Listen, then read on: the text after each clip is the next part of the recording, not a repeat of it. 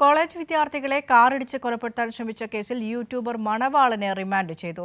Thrissur judicial magistrate കോടതിയാണ് ഇയാളെ remand ചെയ്തത്. ഒളിവിലായിരുന്ന യൂട്യൂബർ മണവാളനെ കഴിഞ്ഞ ദിവസമാണ് കുടകിൽ നിന്ന് പിടികൂടിയത്. അതേസമയം ജയിലിന് മുന്നിൽ വെച്ച് യൂട്യൂബ് മണവാളനും സുഹൃത്തുക്കളും റീൽസ് ചിത്രീകരിച്ചതും വിവാദമായി. 2024 ഏപ്രിൽ 19 കേസിനാസ്പദമായ സംഭവം.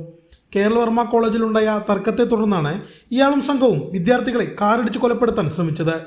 ബൈക്കിൽ സഞ്ചരിക്കുകയായിരുന്ന കേരളവർമ്മ കോളേജിലെ വിദ്യാർത്ഥി ഗൗതം കൃഷ്ണനെയും സുഹൃത്തിനെയുമാണ് മണവാളൻ വ്ലോഗ്സ് എന്ന യൂട്യൂബ് ചാനലിന്റെ ഉടമ മുഹമ്മദ് ഷഹീൻ ഷായും സംഘവും കാറിടിച്ച് അപായപ്പെടുത്താൻ ശ്രമിച്ചത്. കാർ വരുന്നത് കണ്ടിവർ ബൈക്ക് റോഡിനൊരു വശത്തേക്ക് ഒതുക്കിയെങ്കിലും ഇടിച്ചിടുകയായിരുന്നു. അപകടത്തിൽ ഗൗതമിനും സുഹൃത്തിനും ഗുരുതരമായി പരിക്കേറ്റിരുന്നു. തൃശൂർ വെസ്റ്റ് പോലീസ് കേസെടുത്തതിനെ തുടർന്ന് യൂട്യൂബർ മണവാളൻ ഒളിവിലായിരുന്നു. ആഴ്ചകൾക്ക് മുമ്പാണ് ഇയാൾക്കെതിരെ പോലീസ് ലുക്കൌട്ട് നോട്ടീസ് പുറത്തിറക്കിയത്. തിങ്കളാഴ്ച കുടകിൽ വെച്ചാണ് യൂട്യൂബർ മണവാളൻ പോലീസ് പിടിയിലായത്. ചൊവ്വാഴ്ച രാവിലെ 10:30 വെസ്റ്റ് പോലീസ് സ്റ്റേഷനിലെത്തിച്ച മണവാളനെ ആരോഗ്യ പരിശോധനകൾക്ക് ശേഷം കോടതിയിൽ ഹാജരാക്കി. തൃശൂരിലെ 2ാം നമ്പർ ജുഡീഷ്യൽ മജിസ്ട്രേറ്റ് കോടതിയാണ് ഇയാളെ റിമാൻഡ് ചെയ്തത്.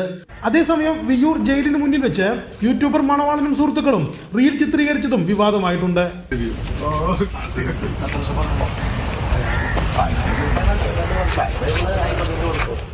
കൈരളി ന്യൂസ്, തൃശൂർ.